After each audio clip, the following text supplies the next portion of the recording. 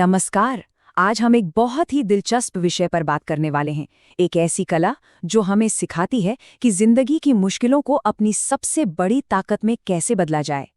तो चलिए एक सवाल से शुरू करते हैं। एक ऐसा सवाल जो शायद हम सबके मन में कभी ना कभी जरूर आता है कि यार इतनी मेहनत करने के बाद भी हम जिंदगी में अटक क्यों जाते हैं।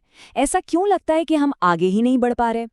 इस सवाल का जवाब खोजने के लिए हम 5 हिस्सों से गुजरेंगे। सबसे पहले सुनार की एक कहानी, फिर वो 3 खास सिद्धांत जो सब कुछ बदल सकते हैं, और आखिर में हम देखेंगे कि इन सब से हम अपनी एक पहचान कैसे बना सकते हैं। तो चलिए सबसे पहले उस सुनार और उसके बेटे की कहानी को समझते हैं। ये कहानी असल में ग्रोथ का एक बहुत ही गहरा रूपक है। एक सुनार है जो अपने बेटे को सिखा रहा है।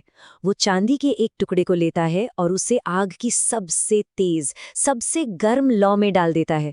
जानते क्यों? उसे बर्बाद करने के लिए नहीं, बल्कि उसके अंदर की सारी गंदगी, सारी मिलावट को जलाकर खत्म करने के लिए।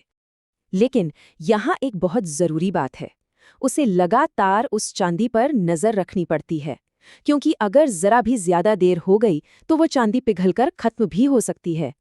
Timing is everything. बेटा ये सब देख रहा है और फिर वो एक बहुत ही कमाल का सवाल पूछता है। वो पूछता है, आपको कैसे पता चलता है कि चांदी अब पूरी तरह से प्योर हो गई है? और पिता का जवाब वही इस पूरी चर्चा का सार है। वो कहता है, बहुत आसान है। जब मुझे उस चांदी में अपना चेहरा साफ साफ दिखने लगता है, तब वो शुद्ध हो जाती है। जिंदगी की मुश्किलें भी हमें तब तक तपाती हैं जब तक कि हम अपनी सबसे बेहतरीन शक्ल में न ढल जाएं। तो इस कहानी से एक बात तो साफ है, मुश्किलें हमें बनाने आती हैं, बिगाड़ने नहीं। और इसी सोच पर हमारा पहला सिद्धांत टिका है, बड़ी समस्याओं को खोजो। अब ये जो बात है ना, ये सुनने में थोड़ी अजीब लग सकती है, थोड़ी उल्टी लगेगी कि जानबूझकर बड़ी प्रॉब्लम्स क्यों ढूंढे, लेकिन सच यही है। देखिए, छोटी मोटी दिक्कतें हमें छोटा इंसान बनाए रखती हैं, बस किसी तरह जिंदा रखती हैं। लेकिन अगर कुछ बड़ा बनना है तो उसके लिए बड़ी चुनौतियों का सामना करना ही पड़ता है। ये बात बिल्कुल वैसी है कि नदी की धारा के साथ तो एक लाश भी बह सकती है, लेकिन अगर खुद को आजमाना है, अपनी ताकत देखनी है, तो धारा के खिलाफ तैरना पड़ता है। तो ठीक है, मान लिया कि बड़ी समस्याएं जरूरी हैं, लेकिन उनसे निपटना कैसे है? यहीं पर हमारा दूसरा सिद्धांत काम आता है, अपने माइंडसेट को कंट्रोल करना। कभी इस बात पर गौर किया है, एक बच्चा अपनी खिलौना गाड़ी टूटने पर रोता है, थोड़ा बड़ा होता है तो रिमोट वाली कार टूटने पर रोता है, और बड़ा होता है तो अपनी असली गाड़ी पर एक खरोंच लगने पर परेशान हो जाता है। खिलौने बदलते रहते हैं, लेकिन हमारा रिएक्शन वो अक्सर वही का वही रह जाता है। इस पैटर्न को तोड़ने का बस एक ही तरीका है, जिंदगी को एक खेल की तरह देखो। यहाँ जो कुछ भी है वो सब बस खिलौने हैं, और खिलौनों के लिए भला कौन आंसू बहाता है ना? जिम रॉन ने बहुत खूब कहा है, ये दुआ मत करो कि मुश्किलें कम हो, बल्कि ये दुआ करो कि तुम्हारे अंदर हुनर ज्यादा हो। असल में यही तो है माइंडसेट में महारत हासिल करना। तो हमने बड़ी समस्याएं चुन ली, अपना माइंडसेट भी मजबूत कर लिया, लेकिन एक चीज और है जिसके बिना सब अधूरा है, और वो है धैर्य।